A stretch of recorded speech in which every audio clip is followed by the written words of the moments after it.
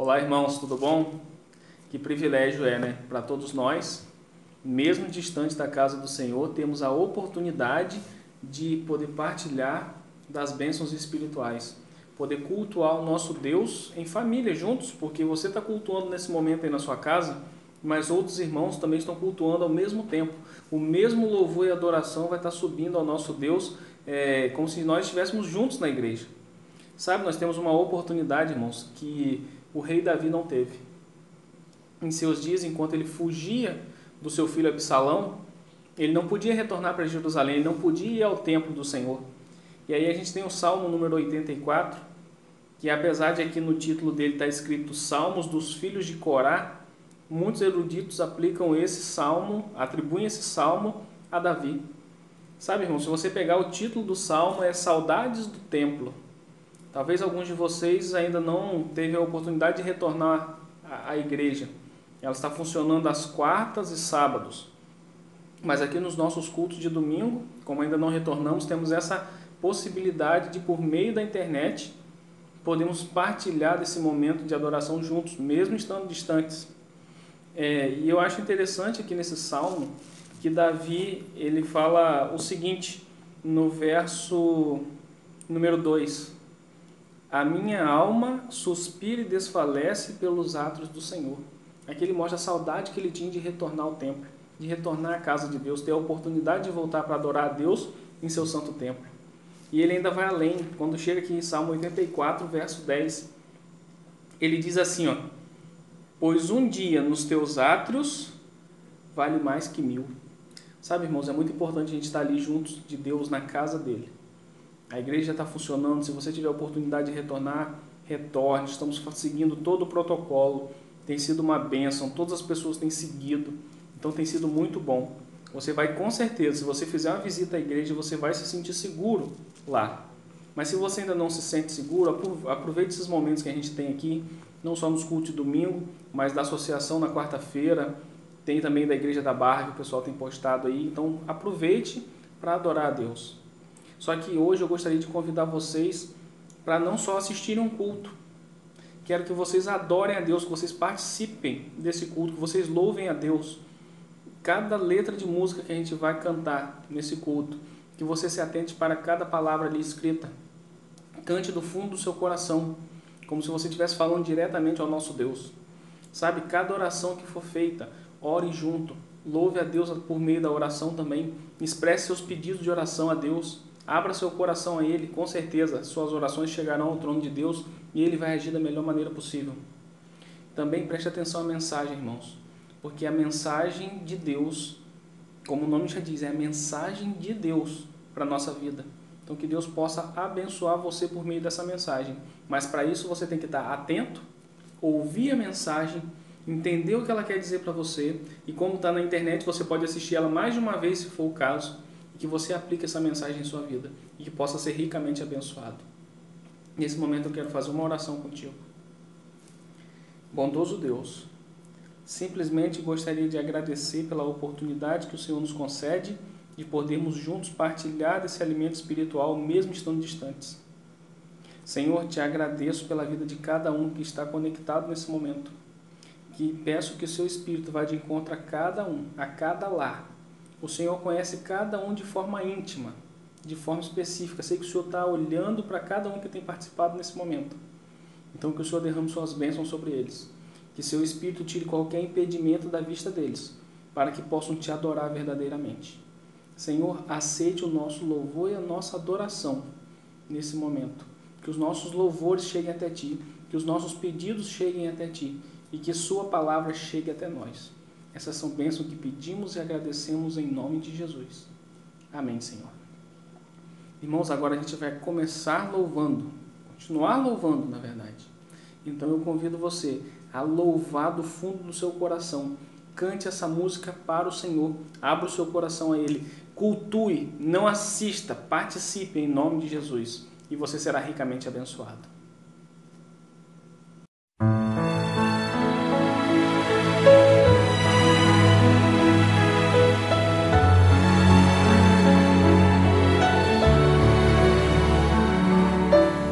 Preciso me entregar. preciso a ti me entregar. Preciso ouvir tua voz a me falar.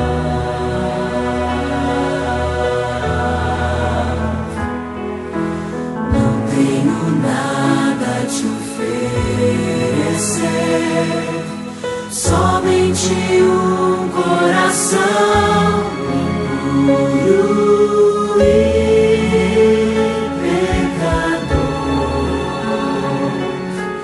Mas aqui estou, me aceita, Senhor.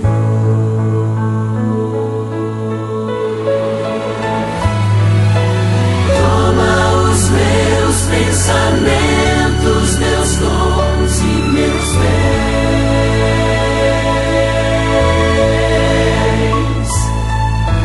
Toma o meu coração e tudo que ele tem.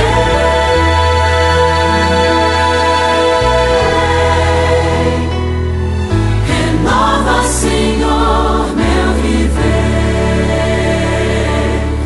Derrama em mim teu amor.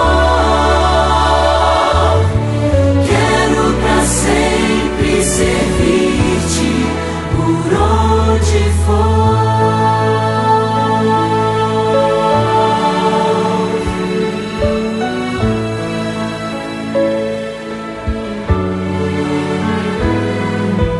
Preciso me entregar, Senhor. Preciso a ti me entregar.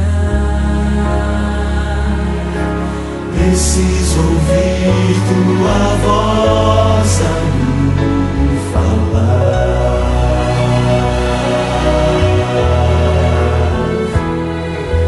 Não tenho nada a te oferecer,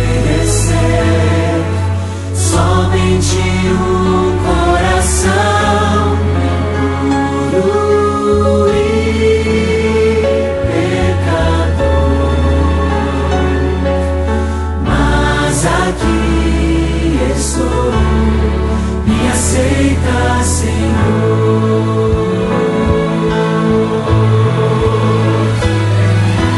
Toma os meus pensamentos, meus dons e meus bens.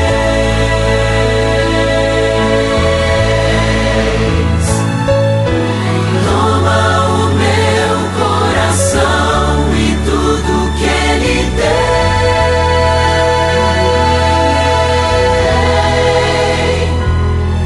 Renova, Senhor, meu viver. Derrama em mim teu amor. Quero pra sempre servir-te por onde for.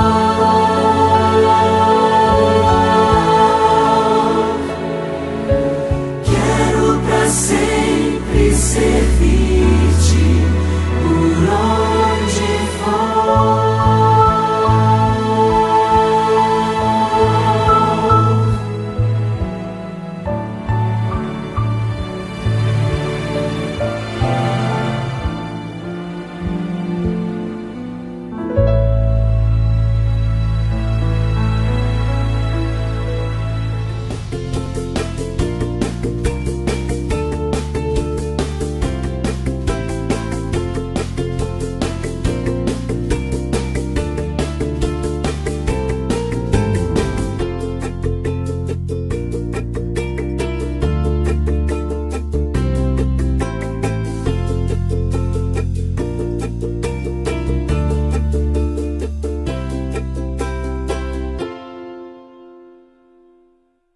Bom, meu nome é Cleberson Neves, tenho 37 anos, sou casado, tenho 2 filhos e sou professor de língua inglesa no NASP Engenheiro Coelho.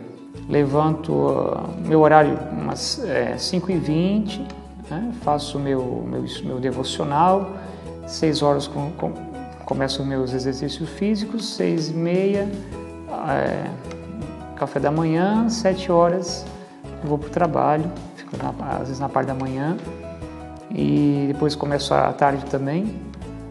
E à noite, volta e meia, às vezes quando tem algum outro compromisso também, né? Eu participo desses compromissos também, às vezes negócio de pós-graduação. Aí o final de semana eu fico com a minha família, sábado, né? E domingo também eu tiro um tempinho para eles e outro tempo para poder preparar aulas, corrigir provas e trabalhos e o percurso normal que um professor faz, né? O que eu tenho sempre em mente é cumprir o horário, eu tenho de cumprir esse horário para que eu possa fazer tudo. Então tem que ter muita dedicação e determinação em primeiro lugar. Mesmo com a agenda cheia, eu tenho tempo ainda para fazer a atividade física. Então as atividades que eu faço são basicamente corrida, barra, apoio e abdominal, todos os dias. Isso 30 minutos ou 40 minutos no máximo é o tempo suficiente, é o tempo também que eu tenho disponível para isso. É muito importante você separar um tempo todos os dias para você se exercitar e cuidar da saúde. Na rotina do dia a dia moderna, não sobra quase tempo para a gente fazer essas coisas. Então, se você não separar esse tempo, você não realmente colocar na sua agenda esse tempo para fazer um exercício, por exemplo, o dia chega ao fim e nós acabamos não fazendo nada. E por isso que muitas pessoas hoje estão sedentárias. Elas deixam para fazer exercícios quando sobra tempo. E como nunca sobra, nunca fazem. Eu escolho fazer atividade física porque isso aumenta a minha energia para aguentar a sala de aula, para aguentar o pique da sala de aula. Com a atividade física é muito difícil eu ficar doente. Se eu não estivesse fazendo atividade física, provavelmente estaria me sentindo bem mais cansado. Então, se eu parar 2 dias de atividade física, eu já sinto uma diferença profissional, que é o meu desempenho profissional, e o meu desempenho, né, particular, assim, a minha saúde em si eu já sinto que não fica legal, né? A atividade física, ela é uma excelente opção para mim, não é simplesmente uma boa opção, ela é excelente.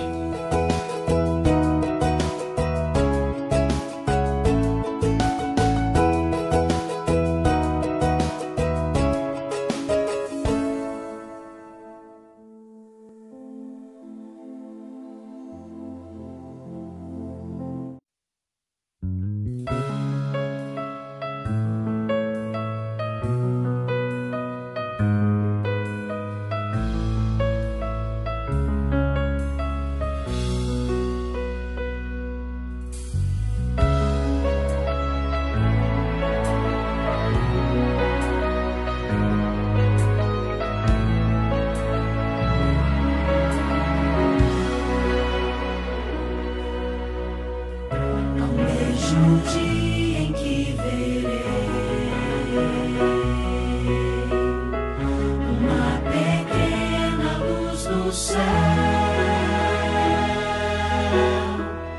e essa luz aumentará, milhares de anjos surgirão. Eu creio sim que Ele virá.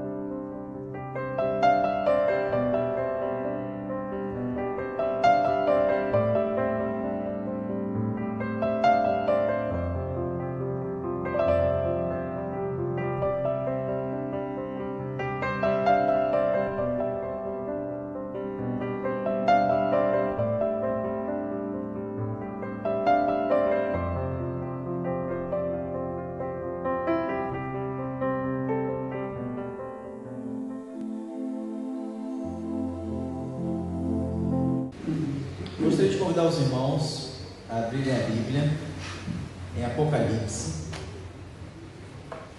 no capítulo 3, e mantenham aberto no versículo 14 ao 22.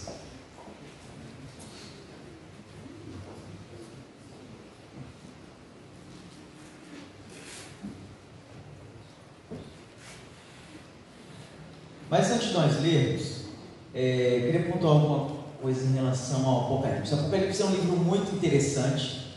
Algumas pessoas têm medo de ler o Apocalipse, algumas pessoas têm dificuldade de entender o Apocalipse. Realmente ele não é um livro fácil de se entender, mas a Bíblia ela traz a chave para o livro do Apocalipse.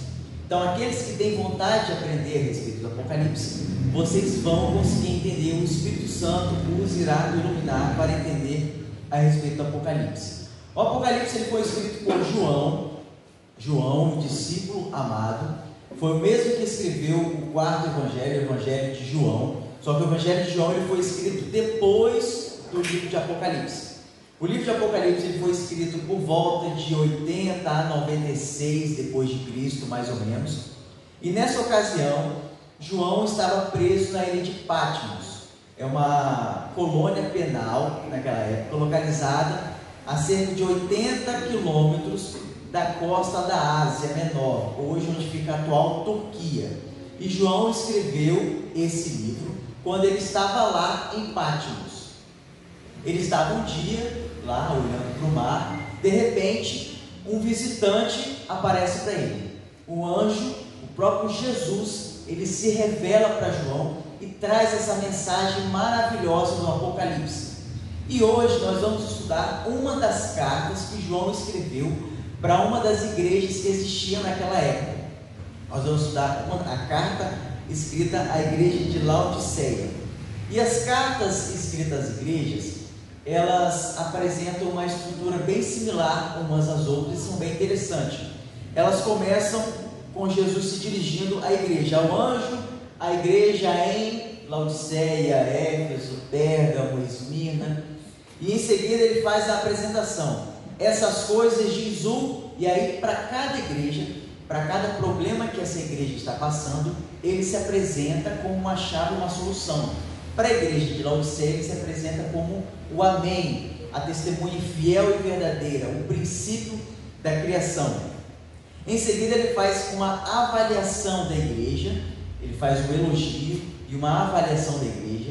Depois ele apresenta um conselho para a igreja e como ela pode sair desse problema que ela está passando. E no final ele traz uma promessa ao vencedor. A cada uma dessas igrejas ele faz uma promessa diferente. Essas cartas elas foram enviadas às igrejas porque elas estavam passando por problemas específicos, problemas que vinham de fora da igreja e por muitas vezes problemas que vinham de dentro da igreja. Quando a gente vai interpretar o Apocalipse, existem 4 linhas basicamente de interpretação profética do Apocalipse. A gente estudou um pouco a respeito disso em uma lição anterior aí, que nós estamos a respeito do Apocalipse, mas vamos relembrar. A primeira delas é a preterista. O que isso quer dizer? Que tudo que está escrito no Apocalipse aconteceu, foi para o passado e não serve para nós hoje. Existe a futurista. Tudo que está escrito no Apocalipse é para o futuro. Não aconteceu no passado nem na história, mas é para o futuro.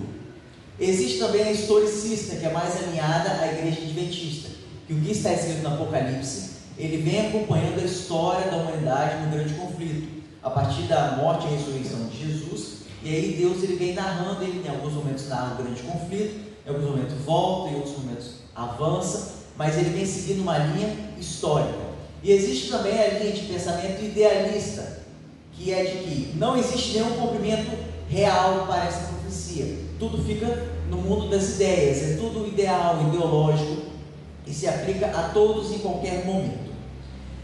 As cartas às igrejas, o livro de Apocalipse, em especial as cartas às igrejas, elas foram escritas para igrejas determinadas que existiam naquela época. A igreja de Éfeso existia, a igreja de Pérgamo existia, a igreja de Esmirna existia, a igreja de Laodiceia existia naquela época em que foi escrita.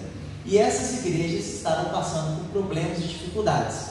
Então Jesus aparece para João trazendo soluções para esses problemas e essas dificuldades. Então agora nós vamos fazer uma breve leitura do versículo 14 ao versículo 22, onde nós encontramos a carta à igreja de Laodiceia. Na minha versão diz assim: ao anjo da igreja em Laodiceia escreve: essas coisas diz o Amém, a testemunha fiel e verdadeira, o princípio da criação de Deus. Conheço as suas obras, que nem és frio nem quente. Quem dera se fosse frio ou quente. Assim, porque és morno e nem és quente nem frio, estou a ponto de vomitar-te da minha boca. Pois dizes: sou rico e abastado e não preciso de coisa alguma, e nem sabes que tu és infeliz, sim, miserável, pobre, cego e nu. Aconselho-te que de mim compres ouro refinado pelo fogo para te enriqueceres, vestiduras brancas para te vestires, a fim de que não seja manifesta a vergonha da sua nudez, e colírio para ungires aos olhos, a fim de que vejas. Eu repreendo e disciplino a quantos amo. Sê, pois, zeloso e arrepende-te. Eis que estou à porta e bato. Se alguém ouvir a minha voz e abrir a porta, entrarei em sua casa e cearei com ele e ele comigo.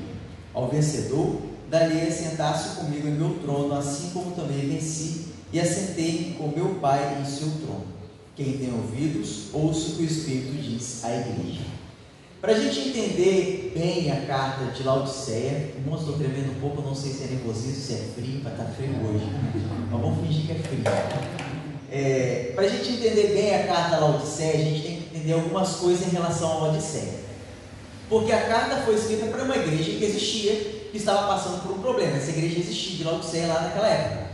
Então a gente tem que entender o que a cidade estava passando, como era a cidade, para a gente entender como isso se aplica a nós hoje. Então vamos lá. A cidade de Laodiceia, ela ficava entre Éfeso, a primeira igreja, e esqueci o nome da outra, Filadélfia? Isso, entre Éfeso e Filadélfia. E era uma importante rota comercial. Então ali a cidade se aproveitou disso para enriquecer, porque os carros passavam ali. Éfeso e Filadélfia também eram grandes cidades, e a cidade ela acabou se enriquecendo muito. E de onde que vinha o dinheiro de Laodiceia? De várias coisas. Primeira delas, a cidade de Laodiceia ela produzia uma lã negra retirada de ovelhas negras, obviamente, e fazia tecidos finos, sedosos, suaves, e eram caros e vendiam para todas as regiões. Então era uma cidade muito rica, principalmente por causa dessa venda dessa lã negra. Além disso, eles produziam lá também um colírio. Deixa eu só me localizar aqui. Isso. Eles também tinham lá uma escola de medicina oftalmológica. Obrigado. Oftalmológica. E lá eles faziam estudos e eles tinham um colírio para os olhos, obviamente, para melhorar os problemas de vista das pessoas. E eles enriqueceram também através disso. Com isso, a cidade passou a ter grandes depósitos de ouro. Eles tinham muito ouro na cidade. Era uma cidade muito rica. A cidade era tão rica que por volta da década de 60, por volta do ano de 60, a cidade sofreu um terremoto e ficou muito abalada. O imperador ofereceu dinheiro para que os laodiceanos reconstruíssem a cidade, mas eles falaram: não precisamos do seu dinheiro, nós somos ricos, nós não precisamos do seu dinheiro. E eles construíram com o próprio bolso toda a cidade. Tinha tanto dinheiro na cidade que tinha um rapaz que ele tinha a própria moeda. Ele criou a própria moeda, e na moeda tinha o rosto dele, de tanto dinheiro que ele tinha. Então era uma cidade onde circulava muito dinheiro, muito ouro, muitas riquezas. Outra coisa a respeito de Laodiceia é que Laodiceia ela não tinha uma nascente própria de água. A água mais próxima de Laodiceia era de uma cidade que ficava a 10 quilômetros dela, chamada de Hierápolis. E a água de Hierápolis era uma água quente, lá em regiões montanhosas, Quantos aqui já ouviram falar em Caldas Novas? Aqui a gente tem mais perto de Caldas Novas. A água de Caldas Novas é quentinha, né? Ela sai já da nascente quentinha, fervendo a água. Assim era a água lá de Herápolis. E as pessoas iam lá para Herápolis para se curar de algumas enfermidades, se banhar, porque a água era quentinha, era gostosa. Só que essa água, quando chegava em Laodiceia através de aquedutos, ela não chegava quente. Então não era aquela água boa para se banhar, mas também não era aquela água fria, fresca para se beber. Era uma água morna. Alguém que já tomou água morna?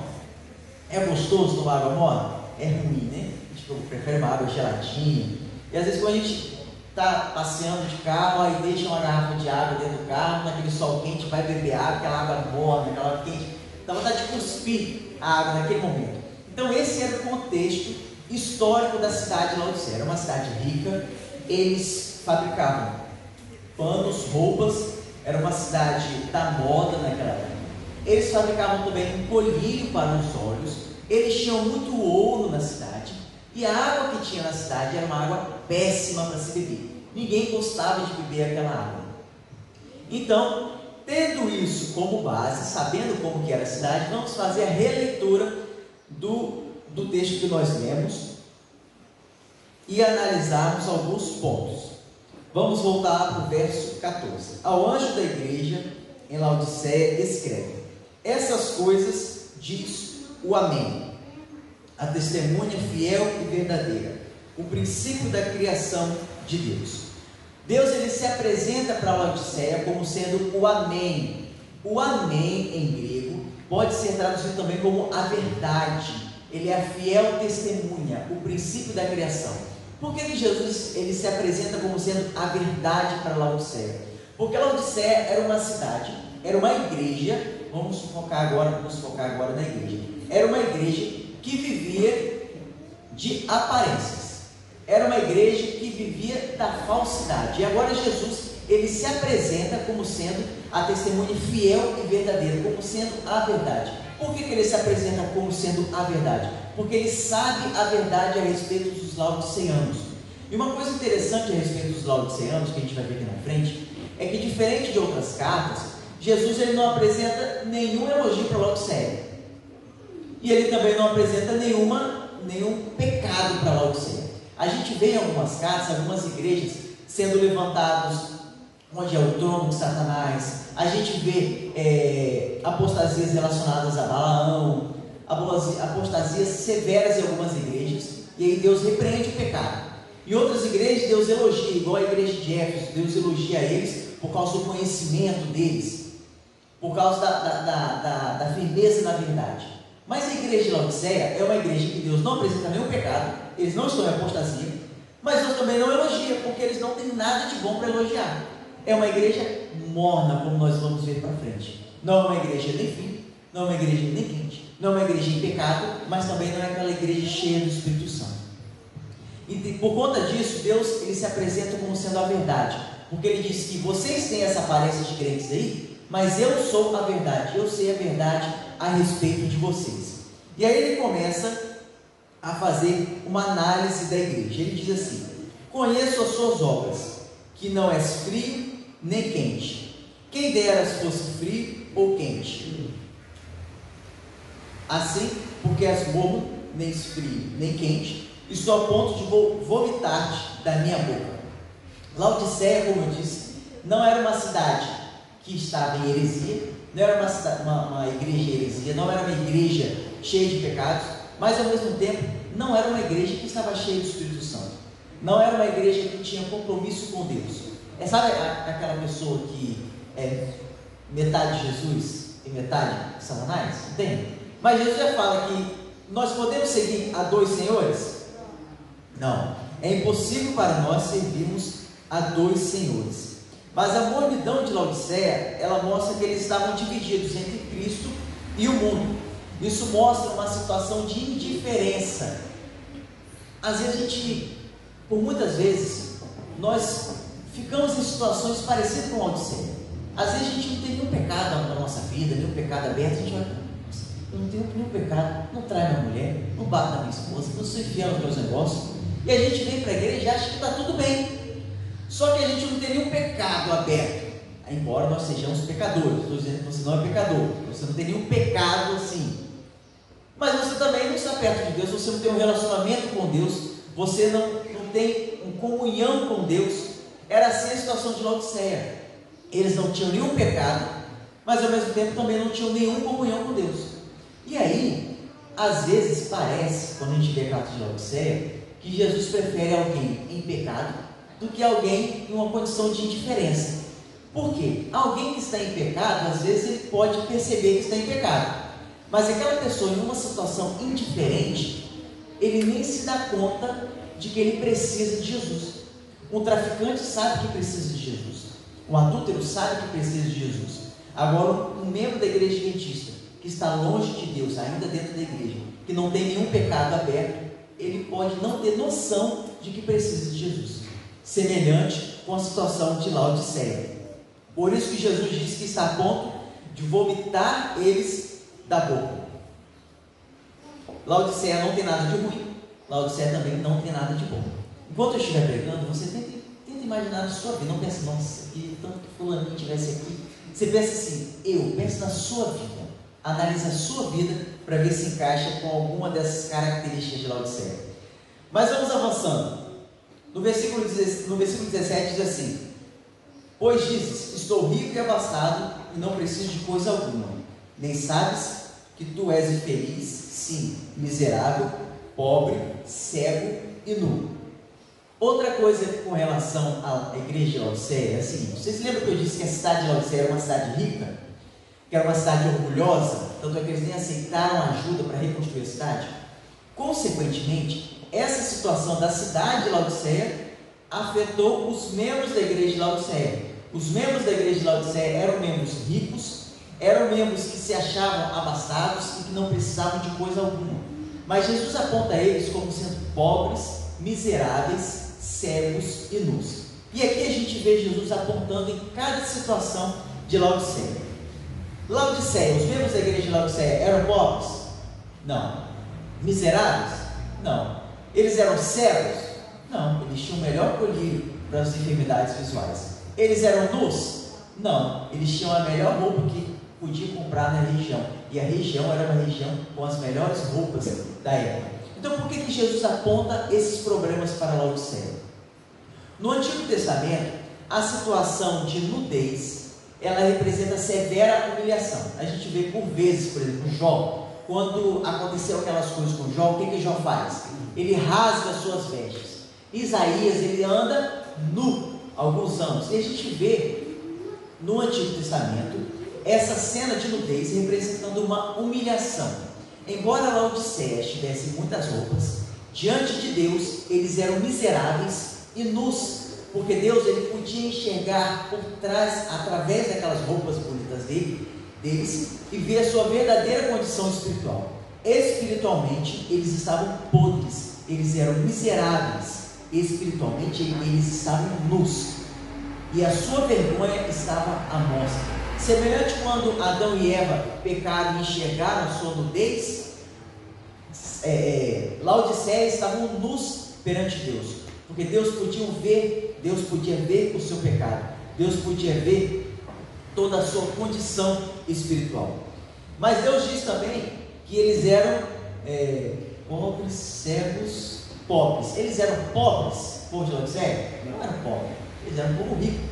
Só que a pobreza deles não é a pobreza financeira, é a pobreza espiritual. Eles passaram a confiar tanto nas próprias riquezas, que eles se esqueceram de confiar em Deus. E é por causa disso, eles passaram a ser pobres. Tem uma outra igreja, eu não me recordo qual é, que diz assim: vocês são pobres, mas na verdade vocês são ricos. Não sei se é Esmirna, não me lembro, uma das igrejas. Eles eram pobres, mas por causa da condição espiritual deles, Jesus fala que eles eram ricos. Laodiceia é o contrário, eles eram um povo rico, uma igreja rica, mas por causa da condição espiritual deles, Deus os chama de pobre. E Deus os chama também de cego. Por que cego? Porque eles estavam cegos para enxergar a sua condição espiritual. Eles estavam longe de Deus, afastados de Deus. Embora estivessem na igreja, embora estivesse tudo bem com eles, eles estavam longe e afastados de Deus. A situação de Laodiceia era terrível, tão terrível que Deus estava a ponto de vomitá-las da sua boca. Deus estava indignado, estava com nojo da igreja de Laodiceia, a igreja que dizia ser a igreja de Deus, a igreja que deveria levar o evangelho, que deveria representar o nome de Deus. Deus estava a ponto de vomitá-la da sua boca. Mas Jesus, ele não apresenta apenas esse juízo para Laodiceia e abandona a cidade. Ele traz uma solução para a cidade de Laodiceia. Ele traz um conselho para a cidade de Laodiceia. No versículo 18 ele diz assim: aconselho-te que de mim compres ouro refinado pelo fogo para enriqueceres. Vamos parar por aí. Ouro refinado pelo fogo. Laodiceia tinha muito ouro, mas o ouro refinado pelo fogo que Jesus está falando aqui é o ouro refinado que Pedro diz em 1 Pedro, capítulo 1, versículo 7, diz assim, para que uma vez confirmado o valor da vossa fé, muito mais preciosa que o ouro perecível, mesmo apurado por fogo, redunde em louvor, glória, honra e revelação de Jesus Cristo. O ouro refinado pelo fogo que a igreja de Laodiceia tinha que comprar, não era o ouro que eles tinham em depósitos lá, era o ouro refinado pelo fogo da fé. E não é essa fé mística, a fé, eu acredito que isso vai acontecer e vai acontecer. É aquela fé de confiança em Deus. Porque se nós lembrarmos, Laodiceia estavam confiando, sua confiança estava onde? No próprio bolso. Eles confiavam no dinheiro para fazer as coisas, confiavam no dinheiro para a sua própria salvação, confiavam nas próprias obras. Mas Jesus disse que eles precisam comprar o ouro refinado pelo fogo. Esse ouro refinado pelo fogo é a fé, é a confiança em Deus, é a confiança na salvação que vem de Jesus Cristo. Outra coisa que eles tinham que comprar: vestiduras brancas para te vestires, a fim de que não seja manifesta a vergonha da sua nudez. Na Bíblia, vestiduras brancas é um símbolo da salvação em Jesus Cristo. Olha o que Isaías, no capítulo 61, versículo 10 diz: regozijar-me-ei muito no Senhor, a minha alma se alegra em Deus, porque me cobriu de vestes de salvação e me envolveu com o manto de justiça, como noivo que se adorna de turbante, como noiva que se enfeita para suas joias. Laodiceia, eles precisavam ser resgatados da vergonha da sua nudez, e para isso apenas a vestidura branca da justiça de Cristo poderia salvar a eles. Apenas a justiça de Cristo pode nos salvar hoje. Nós não somos salvos pelas nossas obras, não importa o que nós façamos, nós somos salvos pela graça, pela justiça de Jesus Cristo. Ele pode enxergar a vergonha da nossa nudez, mas a maravilha é que Ele quer nos dar as suas vestes brancas, a veste de justiça, a justiça de Cristo. E por último, ele apresenta para Laodiceia um outro remédio. Diz assim: e colírio para ungir os olhos, a fim de que vejas. Laodiceia tinha um colírio, mas Jesus apresenta para eles um colírio melhor. Que colírio é esse? Olha o que nós encontramos em Efésios, no capítulo 1, versículo 17 e 18. Para que o Deus de nosso Senhor Jesus Cristo, o Pai da glória, vos conceda um espírito de sabedoria, de revelação, no pleno conhecimento dele, iluminando os olhos do vosso coração, para saberes qual é a esperança do seu chamamento, qual a riqueza da glória da herança dos santos. O colírio que Deus quer nos vender, o colírio que Deus quer nos dar, é o Espírito Santo. Apenas o Espírito Santo pode nos mostrar, nos revelar a nossa própria situação. Existe um paradoxo interessante com relação à fé cristã, que é o seguinte: quanto mais longe de Deus, melhor eu penso que eu estou, menos eu vejo meus pecados. Quanto mais perto de Deus, mais o Espírito Santo abre os meus olhos, e aí eu consigo ver a minha real condição, e aí eu vejo quão pecador eu sou. Então, se hoje você está aí no banco analisando assim: olha, eu não peco isso, eu não faço aquilo, eu não tenho nenhum pecado, saiba que você está mais longe de Deus do que você pensa, porque o Espírito Santo que revela o nosso pecado, a nossa real condição, a nossa natureza pecaminosa. Por isso que quanto mais nós oramos, quanto mais perto de Jesus, mais nós vemos quão terríveis nós somos, mais Deus mostra a nossa real condição. E por isso que Deus fala para a igreja de Laodiceia que eles têm que comprar esse olhinho, para que eles possam ver a real condição espiritual em que eles estão. Eles estão em condição terrível, longe de Deus, afastados do verdadeiro Deus, do verdadeiro cristianismo. E Deus queria que os seus olhos se abrissem para todas essas coisas. No versículo 18, Deus diz assim, não, 18 não, 19: eu repreendo e disciplino a quantos amo, sê pois zeloso e arrepende-te. Às vezes nós podemos imaginar que Deus está sendo duro com a cidade de Laodiceia ou com outras cidades, mas Deus, ele diz que ele nos repreende porque ele nos ama. Quem é pai, quem é mãe, sabe que por vezes você tem que repreender o filho porque ele sai do caminho, você tem que dar uns tapinhas para ele voltar para o caminho certo, você tem que repreender, e é assim que Deus faz. Quando ele nos repreende, quando ele traz uma mensagem de advertência para nós, é porque ele nos ama, é porque ele quer ver o nosso bem, porque ele sabe que o caminho que nós vamos seguir leva à morte, mas o caminho que ele quer que nós sigamos é um caminho para a vida eterna. No verso 20 diz assim: eis que estou à porta e bato.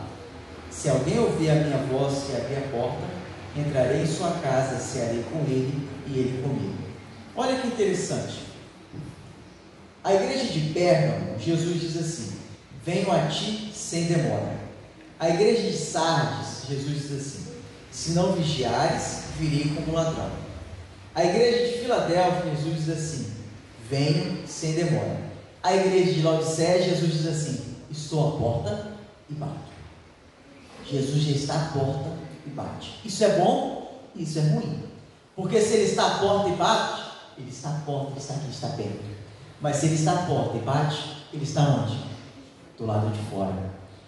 A igreja de Laodiceia, por causa do seu orgulho, por causa do seu amor próprio, eles destronaram Deus do seu próprio coração, expulsaram Deus da sua casa, e por causa disso Deus está à porta, do lado de fora, batendo. E por muitas vezes nós podemos estar na mesma condição de Laodiceia.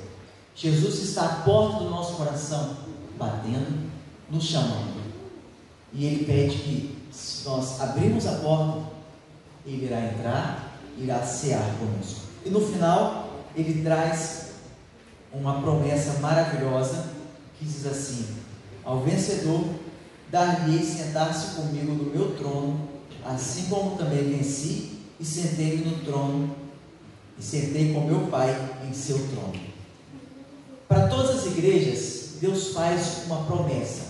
Para uma igreja Ele oferece a vida eterna, para outra igreja Ele oferece outra coisa como promessa, mas para a igreja de Laodiceia é a maior promessa, é assentar-se no trono de Deus. Assentar-se no trono de Deus junto com Ele é ter direito a todas as outras promessas.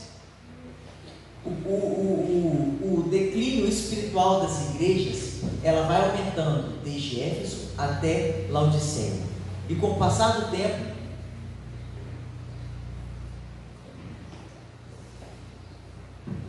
a condição espiritual piora. Mas ao passo que a condição espiritual da igreja piora, a promessa de Deus para as igrejas, ela aumenta cada dia mais. Eu disse aqui no começo que a cidade de Laodiceia existiu, a igreja de Laodiceia existiu.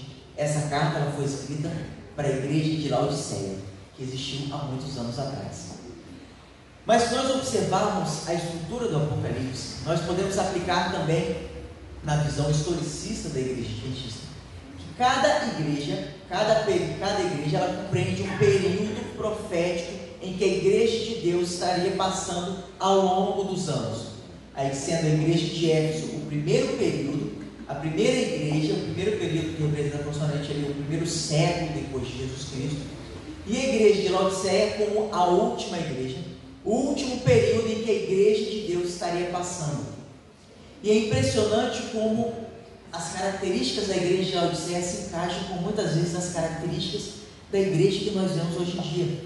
Hoje nós vemos um povo morto, nós vemos uma igreja morna, uma igreja que, ao passo que não tem grandes pecados, também não é aquela igreja cheia do Espírito Santo. Nós vemos pessoas lutando cada vez mais para conseguir o ouro do mundo e se esquecendo do ouro, a fé refinada, que é a fé em Jesus Cristo, o ouro refinado pelo fogo.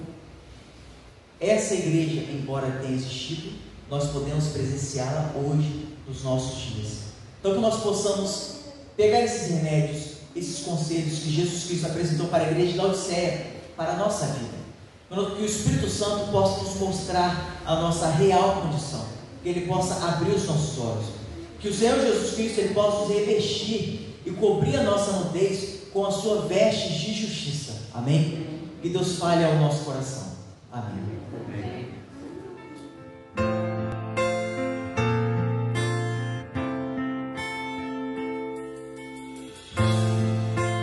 Dorme tranquila, sem perceber que os sinais já se cumprem e não quer ver que o noivo chega. Festa está pronta, óleo se acaba então e ela dorme.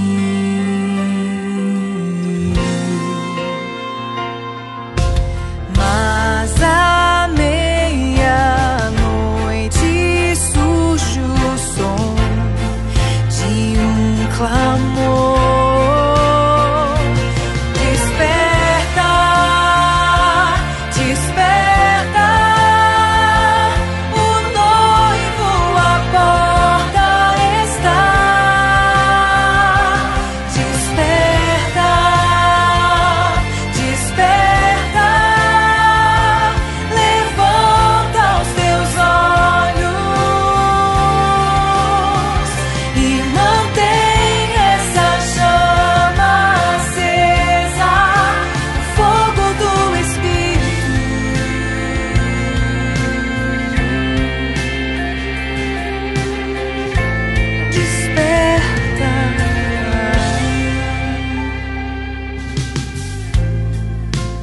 Povo escolhido,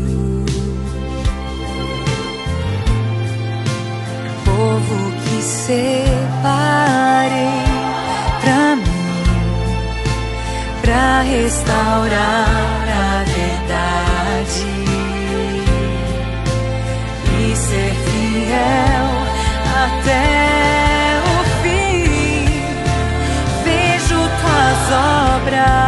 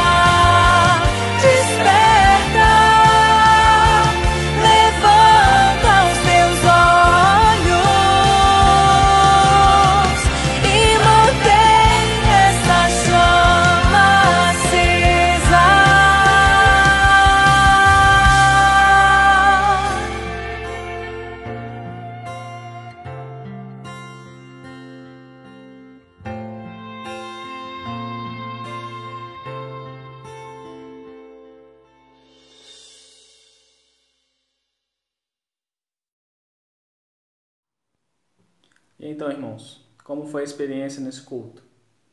Conseguiu louvar a Deus? Conseguiu explanar para Deus os seus desejos, seus sentimentos? Conseguiu ouvir Deus falando contigo através da mensagem que acabou de ouvir? Espero que sim. Espero que Deus continue abençoando sua vida. Nós estamos encerrando o culto agora, mas na quarta-feira, se for possível, se dirige até a casa do Senhor para adorá-lo. Se não for possível estar lá, procure algum meio de adorar a Deus, seja por meio da Novo Tempo, seja por meio do YouTube, enfim, opções não faltam. Só não fique em casa sem adorar o nosso Deus, porque quando a gente não adora o nosso Deus, a gente perde uma oportunidade de ouro, de ser abençoado pelo nosso Senhor. Então, nesse momento, eu vou orar com vocês, e que Deus os abençoe cada dia. Feche seus olhos e vamos orar.